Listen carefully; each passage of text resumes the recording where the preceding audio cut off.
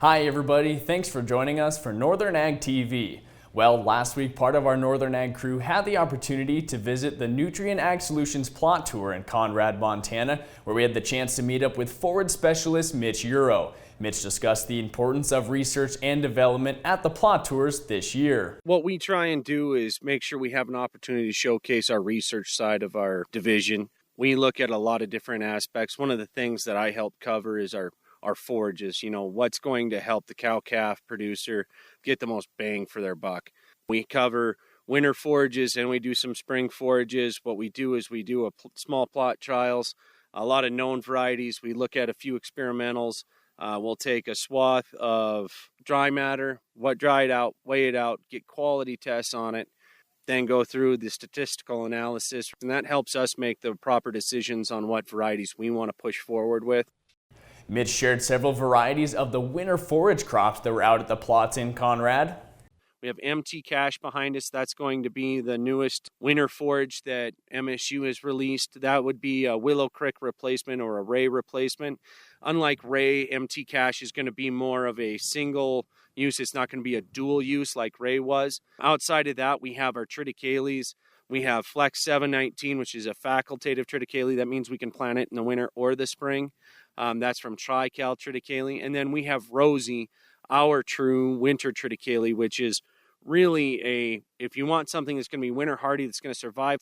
And so that's where Rosie really fits up well. We'd like to thank Nutrien Ag Solutions and Mitch Euro for allowing us to be a part of the Nutrien Ag Solutions plot tour in Conrad this year. And news from last week, U.S. House of Representatives passed the Agricultural Risk Review Act of 2025 with provisions made from U.S. Senator Mike Rounds. The legislation would require the U.S. Secretary of Agriculture to review all agriculture transactions reviewed by the Committee on Foreign Investments in the United States. This would allow the Department of Agriculture to review cases if there is reason to believe an agricultural land transaction may raise a national security concern. Senator Rounds stated the legislation would give the Secretary of Agriculture more oversight on foreign activity in America's ag industry while making it easier to flag unusual activity that could threaten the security of the United States. And join us here in Billings this week at the National Association of County Ag Agents Conference. The week-long conference will host nearly 2,000 extension agents from across the country, networking, learning about agriculture, natural resources, and management tools while exploring parts of Montana. We'll have several interviews throughout the conference and more updates right here on the Northern Ag Network. Stay with us. We'll be back with a look at the markets right after this. From the beginning, we've worked closely with farmers. BNSF's ties to the agricultural community go back 175 years. Together, we've innovated to make the U.S. agriculture supply chain one of the most efficient and productive in the world. Our strong relationship powers BNSF still today and helps us move the nation like no one else can. At BNSF, we move the nation for you.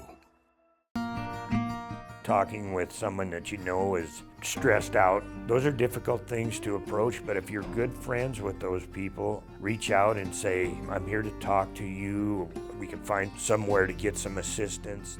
It's hard to get involved, but at the same time, you want to just say, hey, there is help available.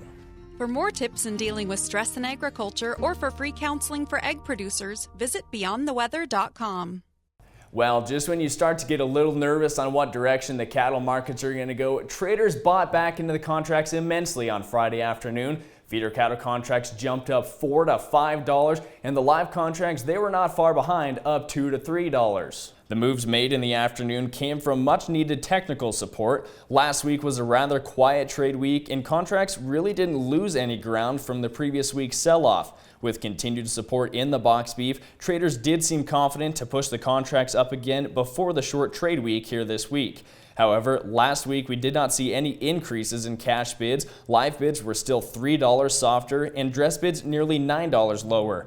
Box beef prices inched closer once again to breaking the $400 mark in the choice cutouts, so a lot of optimism does remain on the board for this week. Looking at local auction markets across the region, Belle Fourche livestock had a decent test of weigh-up cows, and slaughter bulls come through the ring. Weigh-up cows sold from $161 to $167, and slaughter bulls were steady to a few dollars higher, bringing $191 to $217. At Billings, livestock, a similar story. Slaughter cows were steady to $3 higher on the average, bringing $150 to $162, with bulls reaching a high of $209. Young stock cows in Billings sold for $257 on the average, with young bred cows ranging from $2,400 to $2,500.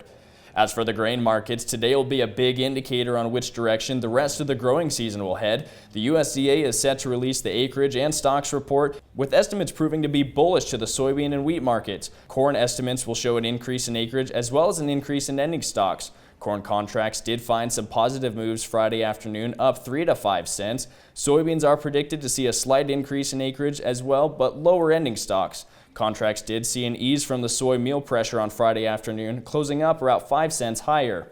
And the wheat futures had a mixed day Friday, with hard red winter wheat areas expected to see better progress this week, and specifically the Dakotas should see some crop improvement.